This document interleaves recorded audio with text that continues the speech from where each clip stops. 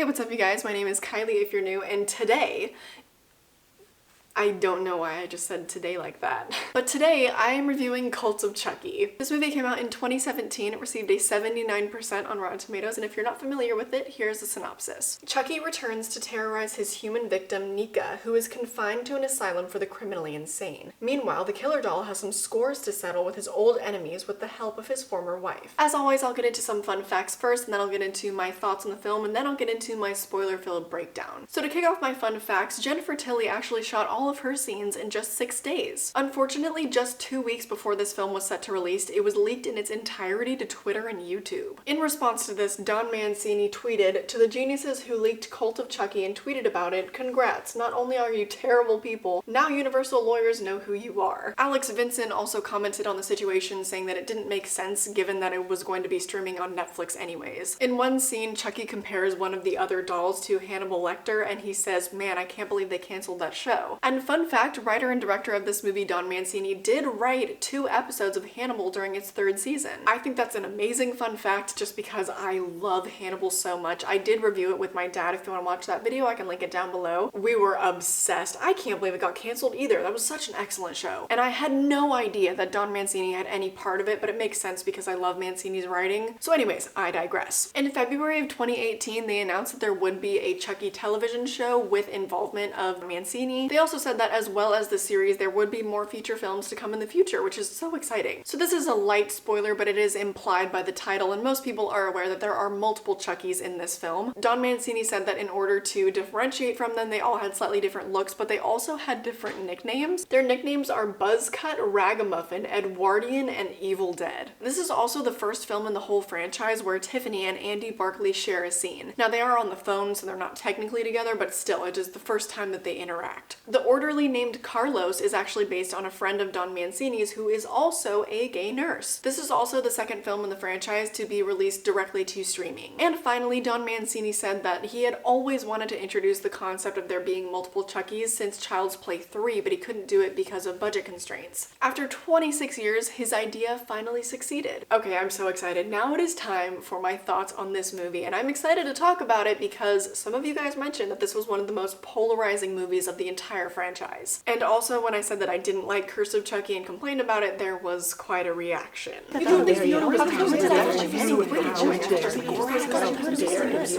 Yeah. Oh my goodness. Do we have a special guest today? And Dora wanted to say hi. She hasn't said hello in a little while. I know, right? So today, my dear horror nerds, I am here to tell you that the magic is back. Okay, she wants me down.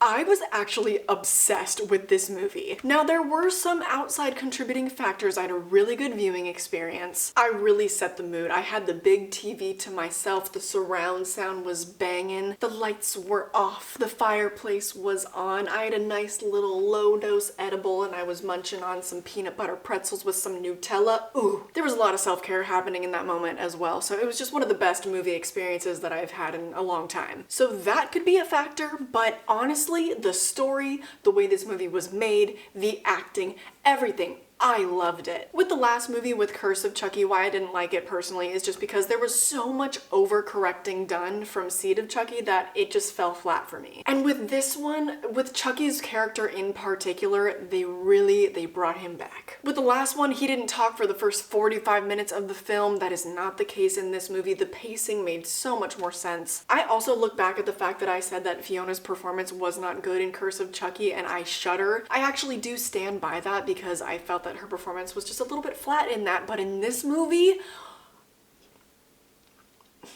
to put it plainly, this movie would not have been what it was without her. She owned it. I think the fact that rather than being more of a damsel in distress, now she's playing this character that is so seasoned by tragedy. She's seasoned by all this psychiatric treatment. She is so down and she does such a great job playing that kind of a character. She does switch up in this movie though, and yes, we will talk about that. We will talk about that in spoilers because just wow. So her whole plot was fire. Most of the plot of this movie was amazing. I loved the story of it. My only only issue with it, however, is actually Andy's subplot. We open on him and it seems as though we're finally continuing his story and we're going to be following him and getting more closure with him perhaps. However, we don't actually end up following him, and then because they started the movie with him, it seems like he just becomes a minor character in his own movie. And that being said, then his subplot kind of just starts to feel like filler, which is disappointing because we love Andy. What also bummed me out is Jennifer Tilly didn't actually have much of a major role in this movie at all. Like I said, all of her scenes were shot in just 6 days. She wasn't around for too much of this movie, which was kind of a letdown. I think that being said though, with Andy and Tiffany kind of being more minor characters, it's a testament to how much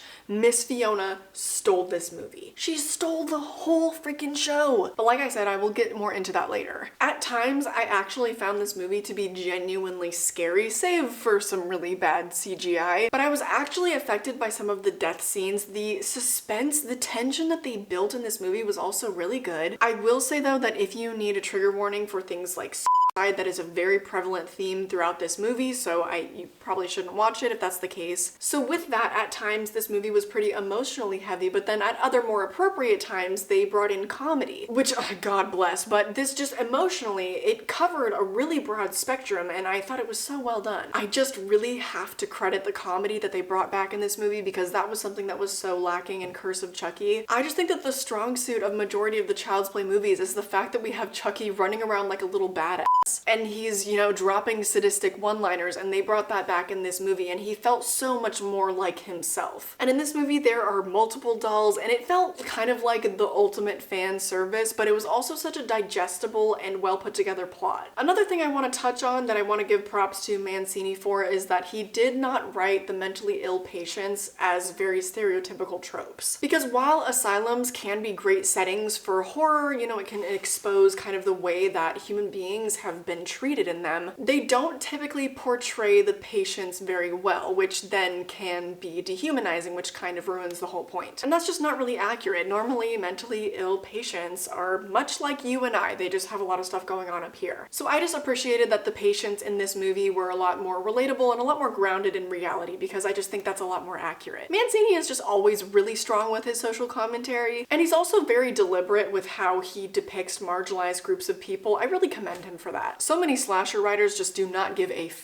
They're like, okay, all the tropes need to be covered, you guys, so women, take off your tops. The black guy, he's gotta die first. No, the homosexual character can't survive. Whereas Mancini is like, I'm going to create a slasher that is so socially conscious. Have you seen those Coach Sue memes on Twitter? If you're not on Twitter, that's a little bit awkward, but I love those memes. On that note, you should follow me on Twitter. I do have some good memes. But that's a totally weird digression. That's not what this video is about. So anyways, I loved this movie. I loved it. Okay, speaking objectively though, yes, there is some bad CGI in this movie. And some of the acting is also not great, but this is just one of those movies that so delicately toes the line between being cheesy and being amazing. And that's really hard to do, and this movie worked for me. It probably won't work for everybody, just depending on your sense of humor, what, you know, the type of things that you appreciate in horror. But in terms of my taste, I loved it. I'm obsessed. And it had me seriously itching for more with that ending, which I will get into in spoilers, which is actually happening right now, so good segue. So as always, I am just gonna go along with the major plot points of the movie and talk about how I feel about them. So to kick it off, I found it very weird,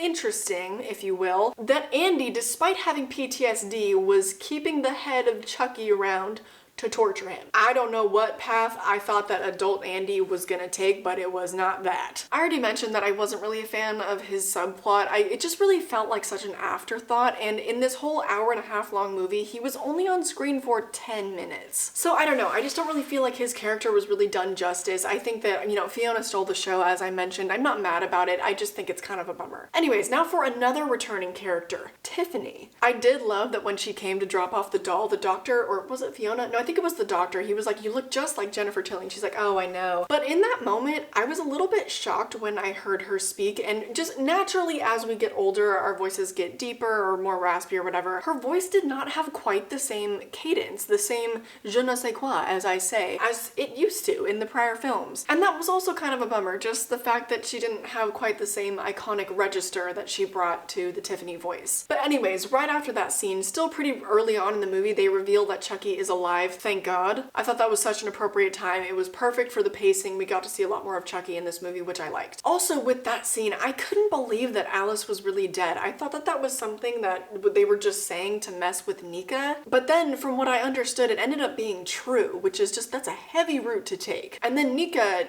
does what she does. Again, I'm not going to talk about it. I don't know if I have sensitive audience members, but I was just really surprised that a slasher movie would take it there, because that's a very, very serious topic to cover, as well as like mental health and these other patients and the things that they had going on and their identity crises and stuff. Heavy stuff. But anyways, so in that moment, Chucky saves her life.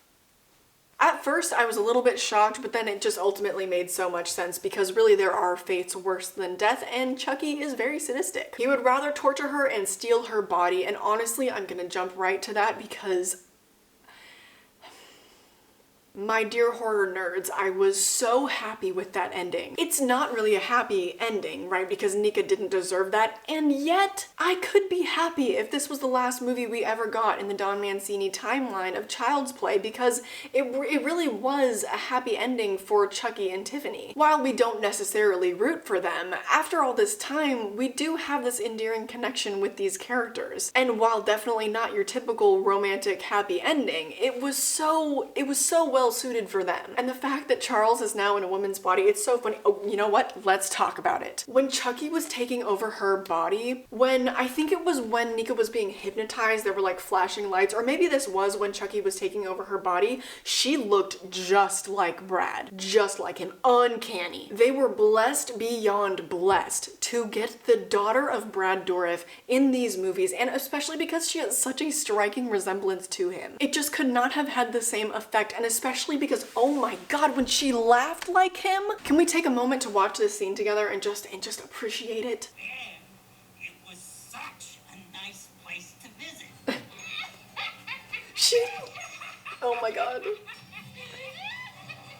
They laugh just like each other, oh my gosh. I don't know if that's just like fan service or if that was really integral to the plot. It probably, I love that so much. They're literally laughing together. That is it's so iconic. I just don't really know that any other slasher franchise has had such iconic and impactful moments like that, especially because they are literally father and daughter. That was probably my favorite moment of the entire movie. Although, wait, oh, actually, no, you know what my favorite scene was? It was when all of the Chuckies were talking to each other. That was the ultimate fan service to me, I think. I don't know if it really served any other purpose. I think it's just because who could possibly be Brad's equal other than Brad himself? They were just dropping jokes and one-liners back and forth with each other. The banter was amazing, and it was really good comedic relief because the rest of the tone in the movie had been pretty emotionally intense. So that was my favorite scene by far, but another one that does stand out is when he and Tiffany are reunited. Again, she just looked so much like Brad in that outfit with the hair. So her whole look, and I have to go back to the laughing because it's gotta be the genetics. It has to be. It has to be, right? Because in that moment, the way that they sell the fact that Chucky is inhabiting both bodies and she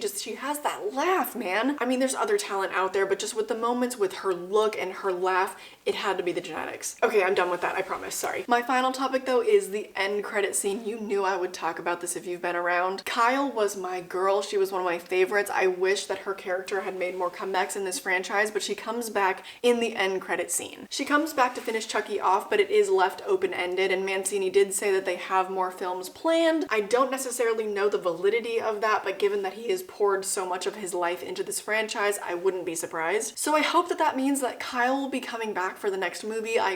No idea if she will be, but the ending was pretty open-ended. It was kind of a happy ending for our, Chucky and Tiffany, but they are at large. They drive away. It's a very open-ended ending. We don't see the death of Chucky on screen with Kyle. So yeah, this really could go in any direction, and I'm already itching for another movie. But now I have to watch the remake next, so that will be interesting. I just want to end this video saying that I cannot believe that Mancini has successfully kept this franchise alive and has had so many amazing successful entries. There's been such minimal mess, and that's debatable given Seed of Chucky, obviously, but there is such minimal mess when you compare it to the likes of all these other franchises that just have gone down all these crazy paths and just so much mess. this. This particular story has been in continuity for the past 30 years, and yet it still feels very present, it feels very relevant, all the social commentary still works, and they pretty consistently bang. It is curious to me why a remake was released just 2 years later. Maybe one of you guys can kind of inform me on that, but I will actually get into that when I do my research for next week probably. I'm just kind of bummed now that I don't have any more Mancini films to cover. So naturally now I am very curious to see where you guys stand with this movie, because I've been told this one is very polarizing. I'm sure that there are a lot of very valid criticisms that I missed. I was just having so much fun watching this movie and I really did love it. I just thought it was an excellent culmination of all these different storylines and characters that they had brought in, and I was thoroughly pleased. But as always, whether you loved it or hated it, I do want to hear your comments down below. I'm excited to see what you guys think about it. And that does it for me. So if you're new, if you want to follow me on social media, all that will be linked down below. My vlog channel will be linked down below. There's some miscellaneous stuff on that channel. I also usually post 3 days a week on Mondays, Wednesdays, and Fridays, but right now I am doing Vlogmas.